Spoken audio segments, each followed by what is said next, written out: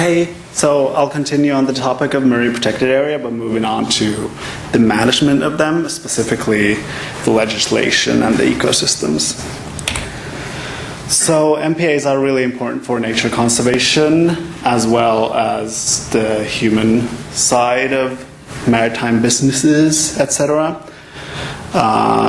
In good MPAs, you get increases in nature values, as well as economical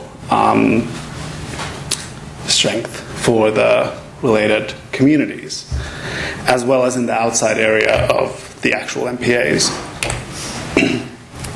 Here's just a quick example of a systematic review from a few years ago on the biological aspects of an MPA, what changes in them usually. For example, a 4.5 times increase in biomass, which is very interesting. What about the MPAs in the Gulf of Bothnia? So we have about 340 MPAs that cover a bit less than 4,000 square kilometers.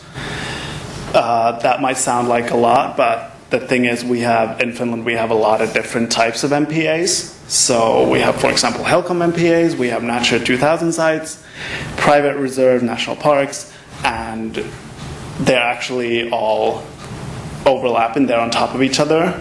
So actually the areas that exist is less than that number. So marine protected areas often face a lot of different issues. For example, there's a lot of opposition from businesses. Most often it's from fishers, but also from, for example, mineral extraction and oil. There's also, if you want to establish an MPA, it usually requires a lot of knowledge of the system and how everything works, the policies and everything. Mismanagement and paper parks, which are MPAs or protected areas of any kind that they kind of just are there and nothing really much happens in the side of protection. There's been some guesses that with MPAs there are actually more paper parks in the world than there are actually well-performing MPAs. So again, what about Finland or the Gulf of Bothnia? So we do have a large amount of MPAs, as we've seen. We've reached the international targets, kinda. The MPA research in Finland is minimal. It's kind of just now starting, which is of course good. And the question of mismanagement and paper parks in the Finnish MPA network has been raised. So that's what we wanted to study. So what are the regulations and prohibitions? So Finnish MPAs are implemented by different laws, for example, the Nature Act, the Water Act, the Building Act. These are my translations. Some of them have management plans as well, but that's not a huge number of MPAs that do have them. And the question of if they're good management plans is not that well known.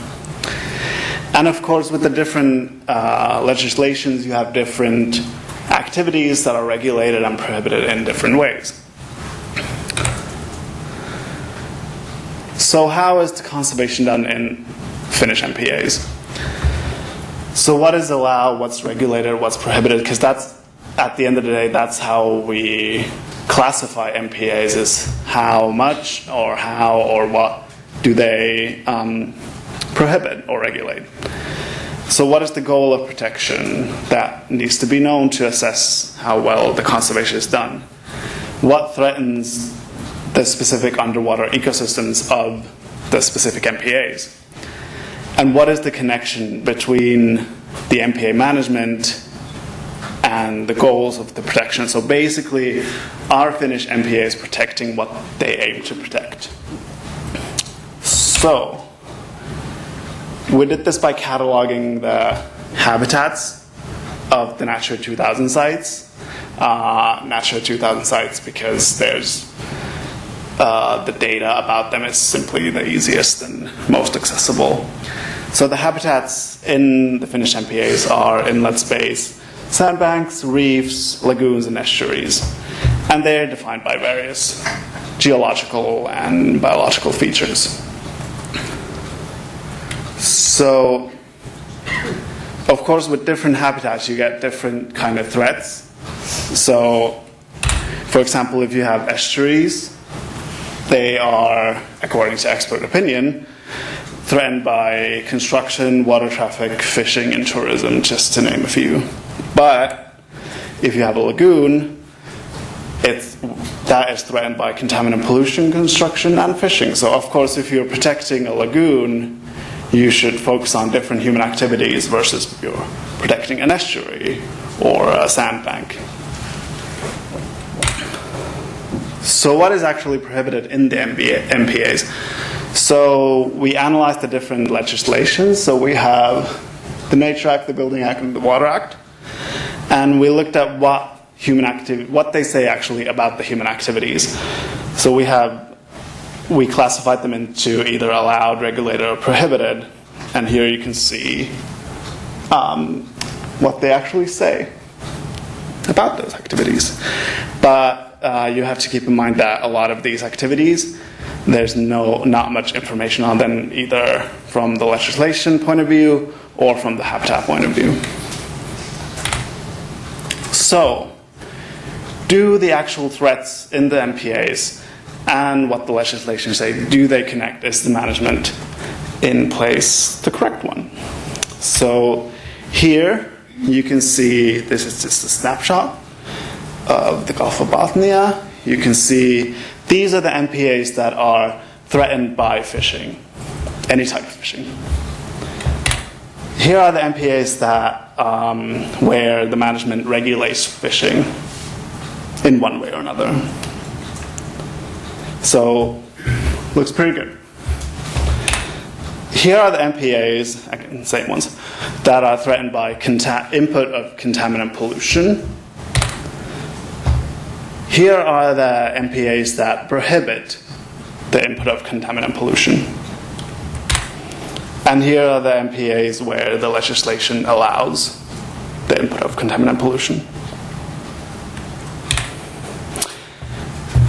Here's a list of some of the activities. You can see it's a bit of a complicated thing to grasp, but these are the percentages of the MPAs with a relevant threat allowed by law. So, for example, if you look at the first one, which is dredging, so the MPAs that are threatened by dredging, 2% of them, the legislation just allows dredging altogether.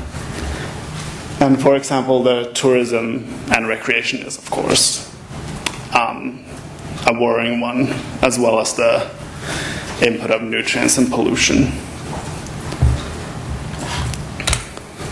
So, is there mismanagement happening in the MPAs, or are they paper parks?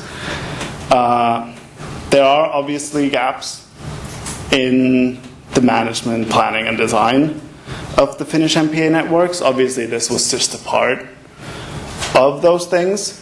So, with this analysis and some other assessments we've done, it seems that there's a lack of ecosystem-based management in them. And these, if we, for example, like in the previous presentation, we saw a suggestion of expanding the MPA network, we should obviously address these shortcomings in the future. What's changed is that we now have a lot more knowledge and a lot more data with regards to underwater MPA management, and we have a lot more information that is needed for that. So it's a good place to move forward. Thank you.